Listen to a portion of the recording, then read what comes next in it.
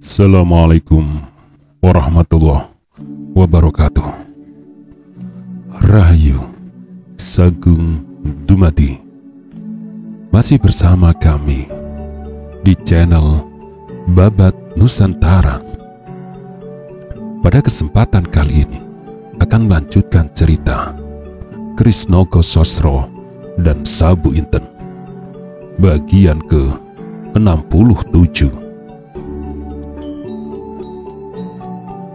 Meskipun demikian, Maisa Jenar tidak dapat untuk seterusnya menetap di tempat itu, sebab menurut pertimbangannya, tempat itu masih terlalu dekat dengan Banyu Biru.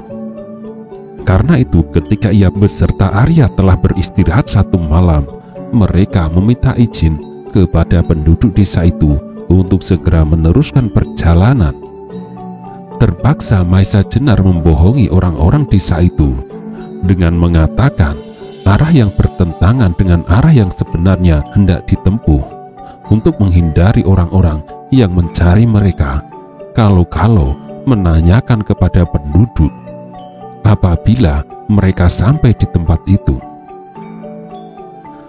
Pada hari berikutnya, Maisa Jenar sampai pula pada sebuah desa lain. Penduduk desa ini terdiri dari orang-orang yang baik hati dan ramah pula.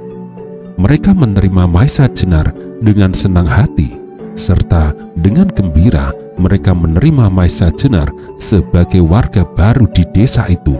Di daerah ini, Maisa Jenar merasa bahwa keamanan Arya telah dapat dipertanggungjawabkan.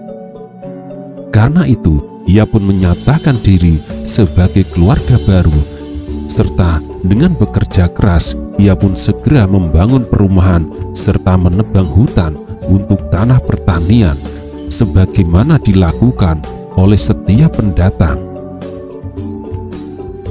Di tempat kediaman yang baru itu, Maisa Jenar dianggap tidak lebih dari seorang petani biasa, seorang yang seperti kebanyakan penduduk di desa itu, yang datang untuk sekedar dapat memperbaiki nasibnya dengan mengolah tanah yang sedikit lebih subur dibanding daerah mereka semula. Demikianlah Maisa Jenar dan Arya Saloka telah mulai dengan suatu penghidupan baru sebagai seorang petani yang bekerja untuk mempertahankan hidupnya. Tetapi setiap pagi mereka pergi ke ladang menggarap tanah seperti yang dikerjakan oleh orang lain pula. Tetapi di samping itu, yang tak seorang pun mengetahuinya adalah di dalam setiap kesempatan, terutama apabila matahari telah terbenam, Maisa Jenar dengan tekunnya menuntun Arya dalam berbagai ilmu.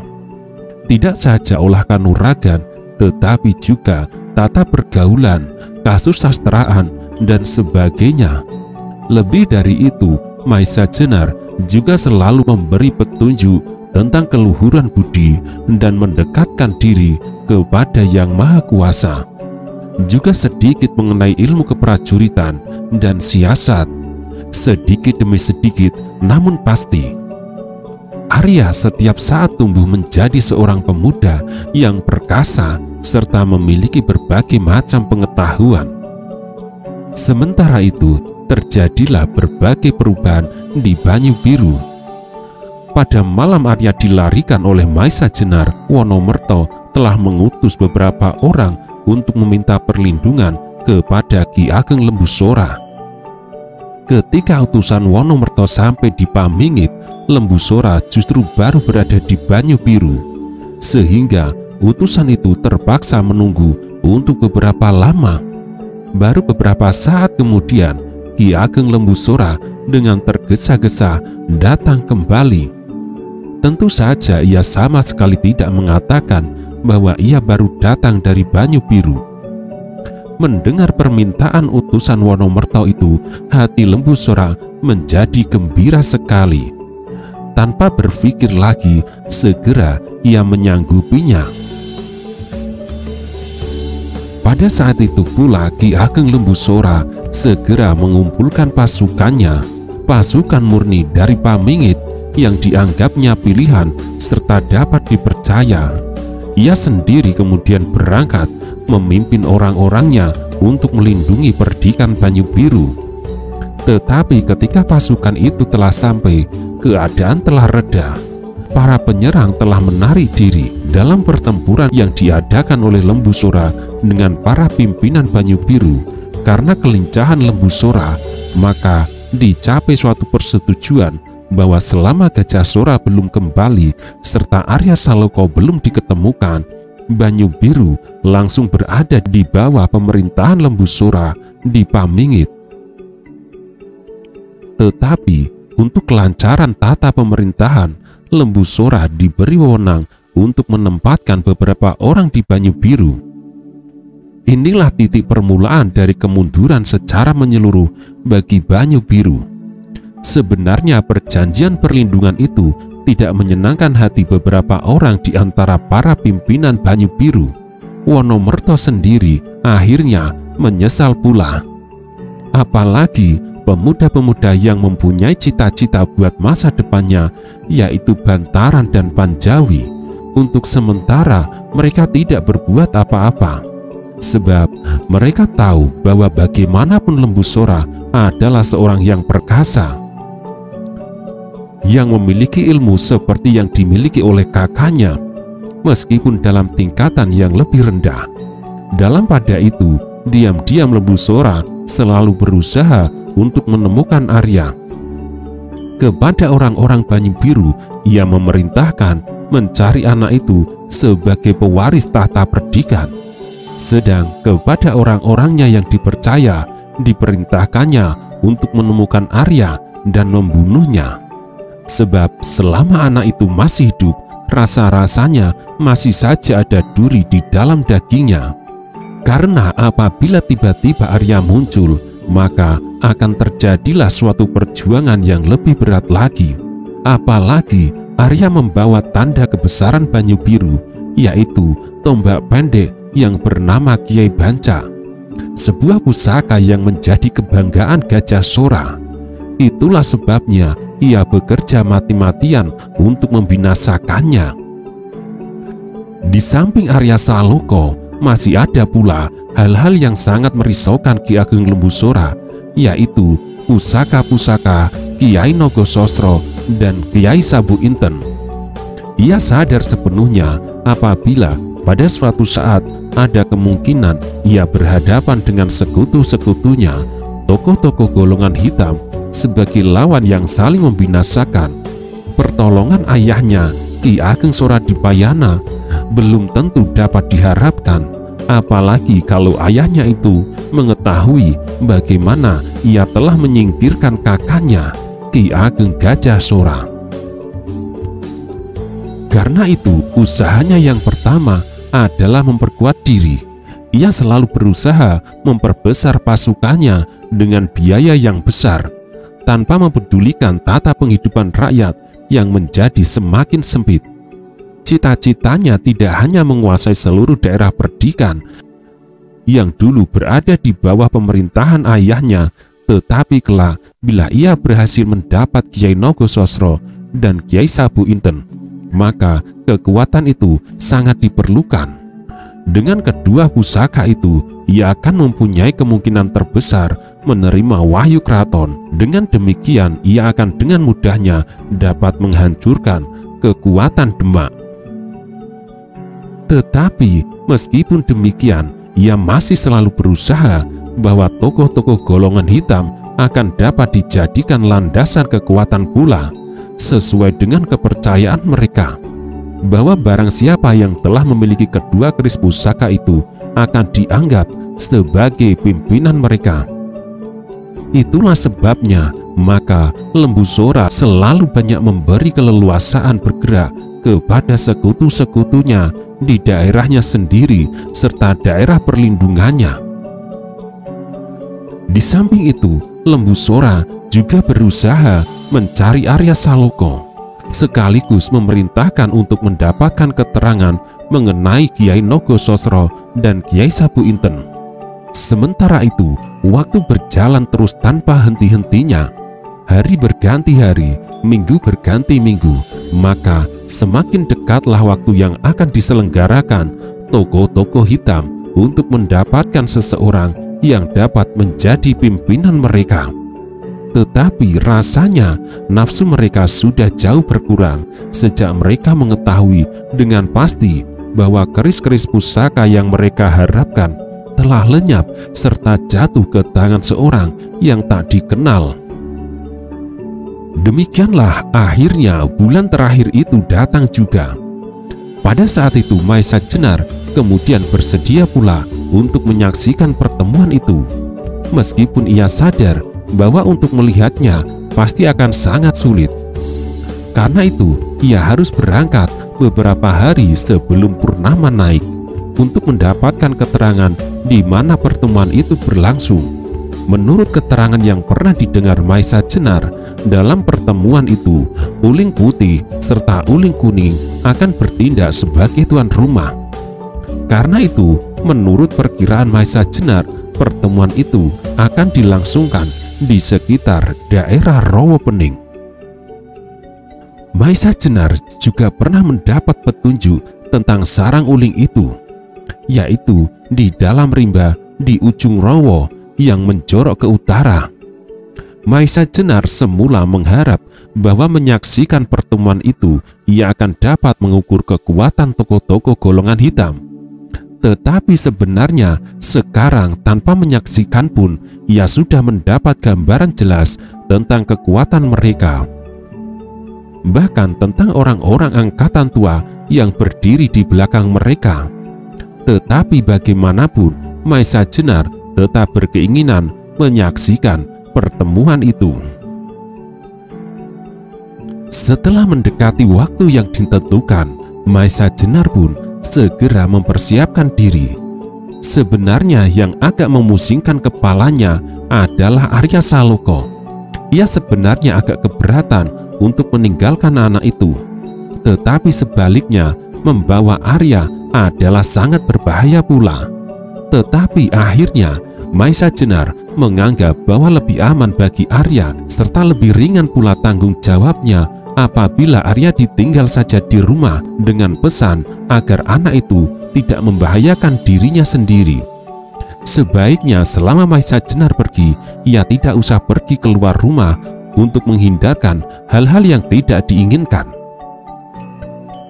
Demikianlah pada suatu hari sepekan sebelum purnama naik, Maesa Jenar berangkat untuk melakukan suatu pekerjaan yang berbahaya. Setelah ia menitipkan Arya kepada penduduk serta pamit kepada mereka itu bahwa ia akan mengunjungi orang tuanya di daerah yang lama dengan memakai pakaian yang kumal, Maesa Jenar mengharap bahwa dirinya tidak segera dapat dikenali. Karena itu pula ia selalu menghindari setiap pertemuan dengan orang-orang Banyu Biru. Apabila kehadirannya sampai diketahui orang, maka usahanya akan menjadi terhalang. Apalagi kalau hal itu sampai terdengar Ki Ageng Lembu Sora, yang pasti menduganya telah lenyap ketika ia tergelincir ke dalam jurang. Tetapi sebelum itu Maesa Jenar masih harus berusaha untuk bertemu dengan seseorang yang telah berjanji kepadanya untuk bersama-sama ke Rawapening, yaitu Ki Dalang Mantingan. Usahanya mula-mula adalah mencari tempat yang kira-kira akan dipergunakan untuk mengadakan pertemuan itu. Hampir setiap saat ia bersembunyi di semak-semak di sekitar daerah Rawapening yang menjorok ke utara.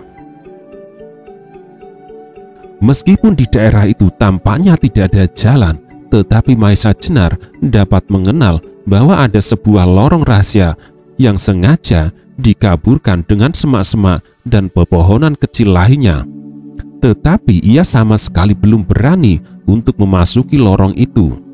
Sebelum mendapat beberapa kenyataan yang tidak terlalu membahayakan, pada hari kedua Maesa Jenar melihat seseorang berkuda memasuki lorong itu. Orang itu bertubuh tegap kekar, matanya bersinar-sinar, hidungnya melengkung, serta dagunya jauh menggantung di bawah mulutnya. Menilik wajahnya, Maesa Jenar menduga bahwa orang yang demikian itu dapat berbuat sesuatu tanpa tanggung-tanggung. Ia dapat menjadi kejam seperti iblis. Melihat orang itu lewat, Maisa Jenar menahan nafas. Ia masih belum pernah mengenalnya. Di pinggang orang itu tergantung sebuah pedang. Meskipun demikian, Maisa Jenar dapat mengenal bahwa orang itu pasti anggota gerombolan Uling Rawa Pening, karena orang itu mengenakan ikat pinggang kulit lebar bergambar sepasang uling yang saling membelit. Hal itu bagi Maisa Jenar adalah sangat menguntungkan ketika suara derap kudanya sudah tak terdengar lagi. Dengan hati-hati sekali, Maisa Jenar keluar dari persembunyiannya untuk kemudian menyusuri lorong itu, mengikuti bekas telapak kaki kuda yang baru saja lewat. Ia mengharap dengan demikian akan dapat setidaknya mendekati sarang gerombolan Uling Rawa Pening. Ternyata bahwa lorong itu sengaja dibuat berkelok-kelok. Beberapa kali Maisa Jenar menganggap bahwa seterusnya daerah itu sangat sulit dilewati. Namun dengan menerobos semak-semak yang tipis saja, ia sampai pada tempat yang tidak lagi ada kesukaran-kesukaran untuk dilaluinya. Demikianlah Maisa Jenar dengan hati-hati dan penuh kewaspadaan selalu mengikuti jejak kuda yang dinaiki oleh orang yang belum dikenalnya. Tiba-tiba Maisa Jenar mendengar tidak jauh di hadapannya. Lamat-lamat suara orang tertawa. Cepat ia menghentikan langkahnya dan segera menyelinap ke semak-semak. Sesaat kemudian suara tertawa itu berhenti, tetapi kemudian terdengar orang bercakap-cakap berlahan-lahan. Karena itu Maisa Jenar tidak dapat menangkap isi percakapan mereka. Dengan sangat hati-hati, Maisa Jenar berusaha untuk mendekati orang yang sedang bercakap-cakap itu. Tetapi ketika ia telah menjadi bertambah dekat, suara percakapan itu telah berhenti. Meskipun demikian, Maisa Jenar masih mendengar salah seorang berkata, "Silakan Kakak Sri Gunting, kudamu telah lelah sekali." Dengan demikian tahulah Maisa Jenar bahwa orang yang berkuda itu adalah Sri Gunting, orang pertama di dalam gerombolan Uling Rawa Pening sesudah sepasang uling itu sendiri. Sejenak kemudian terdengar kembali suara langkah kuda Sri Gunting disusul dengan langkah kuda lain ke arah yang berlawanan. Sesaat kemudian Maisa Jenar melihat orang lain lewat di depannya. Orang itu pernah dikenalnya beberapa waktu lalu. Ia adalah Yuyu Rumpung yang bersama-sama dengan Gemak Paron berusaha untuk mencuri kedua pusaka keraton di Bukit Tidar. Maisa Jenar sama sekali tidak mempedulikan orang itu lewat, tetapi dengan demikian ia harus semakin hati-hati. Ternyata lorong itu memang merupakan pintu masuk ke sarang Uling Rawa Pening. Pantaslah kalau jalan itu selalu dirondai dengan cermat. Beberapa langkah kemudian, kembali Maisa Jenar mendengar suara orang bercakap-cakap, juga berlahan-lahan, tetapi agaknya lebih dari 2 orang. Ketika Maisa Jenar berhasil mengintip dari jarak yang agak jauh, dilihatnya Sri Gunting sedang bercakap-cakap dengan 2-3 orang yang bersenjata tombak. Tetapi juga kali ini ia tidak mendengar isi percakapan mereka. Sampai akhirnya Sri Gunting meneruskan perjalanannya. Sampai di situ Maisa Jenar tidak berani lagi menuruti jejak kuda itu secara langsung. Sebab kemudian untuk bertemu orang-orang gerombolan uling akan bertambah besar. Meskipun andai kata ia dapat memenangkan perkelahian melawan 3-4 orang, namun dengan demikian kedatangannya sudah diketahui lebih dahulu. Karena itu Maisa Jenar berusaha untuk mengikuti kuda Sri Gunting dari semak-semak di sekitar lorong itu. Meskipun kadang-kadang ia harus merangkak-rangkak menerobos pohon-pohon liar serta sulur-sulur dan tumbuh-tumbuhan merambat lainnya. Dugaan Maisa Jenar bahwa penjagaan semakin lama semakin rapat ternyata benar. Beberapa langkah kemudian kembali terdapat beberapa orang penjaga. Dengan demikian Maisa Jenar mengharap bahwa tidak lama lagi ia akan sampai ke sarang sepasang uling rawa pening. Ketika Maisa Jenar maju lagi, tiba-tiba sampailah ia pada daerah tumbuh-tumbuhan yang rapat sekali. Pohon-pohon berduri tumbuh rapat di seling dengan tanam-tanaman menjalar dan beberapa tanaman yang sangat gatal apabila menyinggung tubuh, misalnya pohon rawe, serta pohon-pohon yang mengandung lugut dari jenis bambu. Melihat kerapatan pepohonan itu, Maisa Jenar tertegun sebentar. Ketika ia memandang ke arah Sri Gunting yang juga maju dengan berlahan-lahan di atas kudanya, dilihatnya ia membelok menyusur tanaman-tanaman berduri itu ke arah timur. Berlahan-lahan dan sangat hati-hati, Maisa Jenar berusaha untuk mengikutinya. Beberapa langkah kemudian tampaklah sebuah pohon yang tidak terlalu tinggi tetapi daunnya sangat lebat. Di balik pohon itulah Maisa Jenar melihat Sri Gunting menghilang. Taulah kini Maisa Jenar bahwa pohon-pohon yang tumbuh rapat sekali itu memang sengaja diatur demikian sehingga merupakan benteng hidup yang mengelilingi pusat sarang uling rawa pening.